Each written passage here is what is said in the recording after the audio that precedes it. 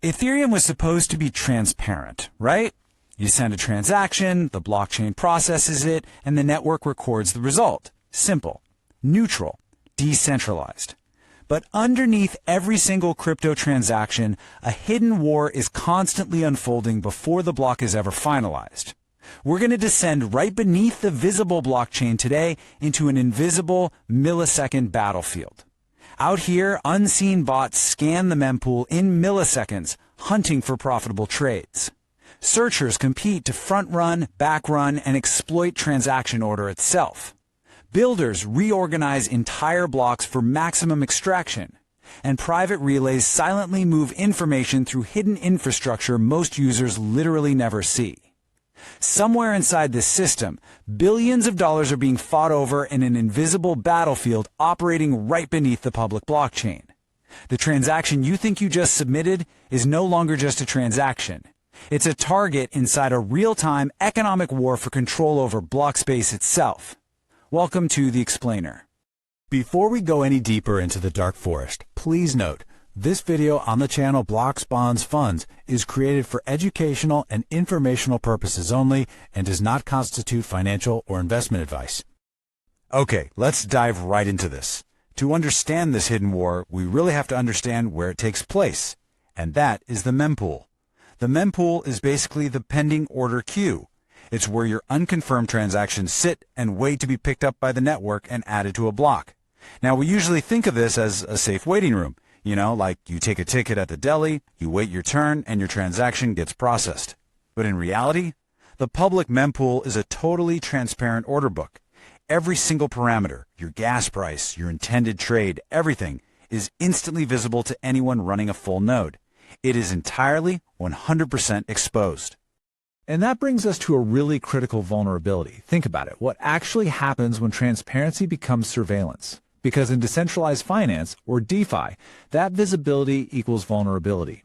The exact second you broadcast your intent to trade, you're broadcasting a financial opportunity to a highly competitive ecosystem of unseen actors. You are essentially signaling to the apex predators of the blockchain that there's value just sitting there, ready to be extracted. These predators are constantly scanning the mempool for what we call maximal extractable value, or MEV. First off, you've got arbitrage bots. Let's say there's a slight price difference for a token between Uniswap and SushiSwap. In literal milliseconds, a bot can borrow a massive flash loan, buy low on one exchange, sell high on the other, repay the loan, and pocket the difference completely risk-free. Then you have liquidators. These guys monitor loans and race to trigger sell-offs the very second a position becomes under-collateralized so they can claim a lucrative bounty.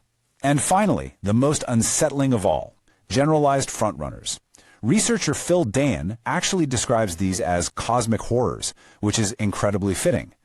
They don't just look for specific trades, they look for literally any transaction they can profitably copy, swap in their own address, and then use a higher fee to jump the line and execute before you do. And this leads us to a really brilliant, kind of terrifying illustration of how a normal user actually gets exploited. It's called the sandwich attack. Let's break it down step by step. Imagine a user, let's just call her Bessie. Bessie wants to buy 4,000 cow tokens with 1 Ethereum.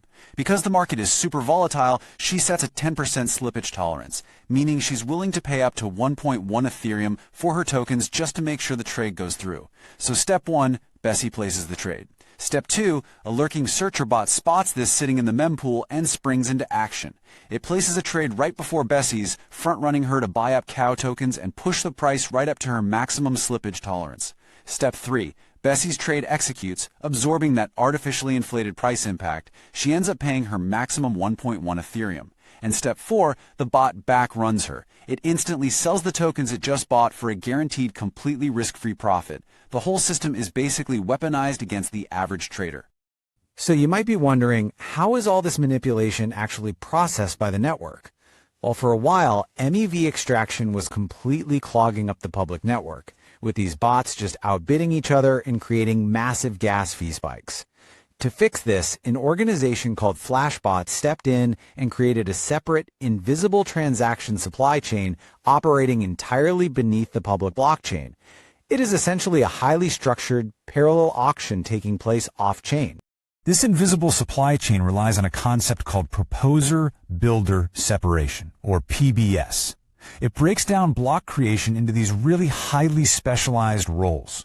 First, you've got your searchers. They're the ones hunting for the MEV, packaging up those front runs and back runs into what are called bundles.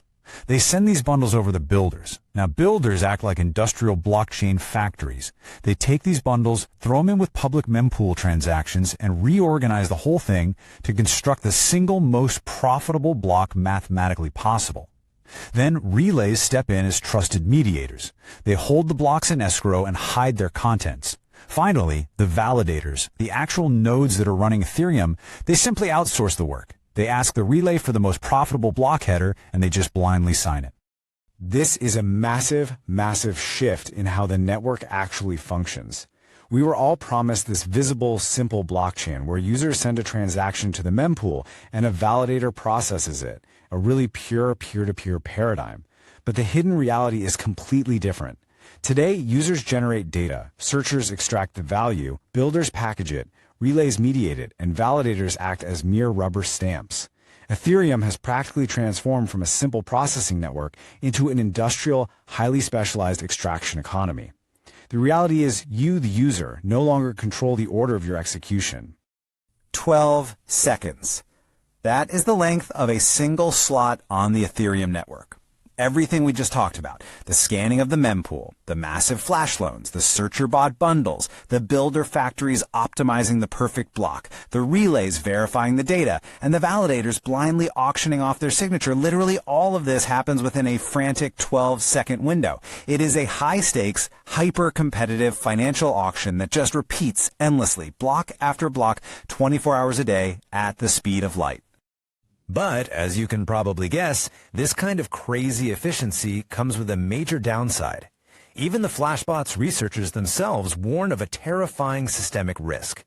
To quote their own documentation, superlinear return from MEV extraction creates incentives for centralization. Basically, because Blockspace is auctioned off to the absolute highest bidder, the builders who can extract the most MEV win the most blocks. This creates a ruthless feedback loop where a few large integrated players gain an inherent advantage, and that leads directly to massive builder monopolies. So this infrastructure that was supposed to be fully decentralized is quietly, but surely, consolidating into the hands of a very powerful few. And what happens when a decentralized network relies heavily on centralized infrastructure? Well, we get censorship. Let me give you an example. At one point after the U.S. Treasury sanctioned the privacy protocol Tornado Cash in 2022, 70% of all Ethereum blocks were OFAC compliant. 70%. That means 70% of the blocks being added to the chain were actively filtering out and censoring transactions linked to those sanctioned addresses. Because the relays and builders are often just centralized companies operating in strict legal jurisdictions, they can, and obviously do, choose to ignore certain transactions. So the dark force isn't just extracting your money. If it wants to, it can potentially freeze you out of the network entirely. So, where does this leave us right now? Well, the battlefield is evolving fast. We're moving toward AI-driven optimization and cross-chain MEV extraction. Builder consolidation, relay dominance, and transaction filtering are incredibly real threats, and they're pushing us toward a world of shared sequencing and decentralized block building projects like Suave. But here's the good news. Ethereum is actively fighting back on the base layer. In the upcoming Hagito upgrade, which is slated for late 2026, developers are introducing Fossil. Fossil is a vital censorship resistance feature. It essentially changes the incentive structure to technically guarantee that any valid transaction in the public mempool will appear on-chain within a predefined window. If validators try to ignore transactions on the inclusion list just to appease a censoring builder, they face severe economic penalties. It is essentially Ethereum's attempt to force neutrality back into a system that was essentially hijacked by an extraction-driven supply chain. We started this explainer looking at what seemed like a simple Ethereum transaction, only to uncover a sprawling, completely invisible economy of searchers, builders, and relays fighting a millisecond war for your data. We've seen how MEV creates incredible network efficiencies, sure, but it also enables predatory sandwich attacks, monopolistic centralization, and the very chilling reality of network-level censorship. So, as we look to the future of decentralized finance, the real question is no longer whether blockchain is decentralized, but who actually controls the order of the chain. Thanks so much for joining me on this explainer. I really hope it gave you a whole new perspective on the invisible machinery powering crypto. Keep questioning the consensus, and I'll see you next time.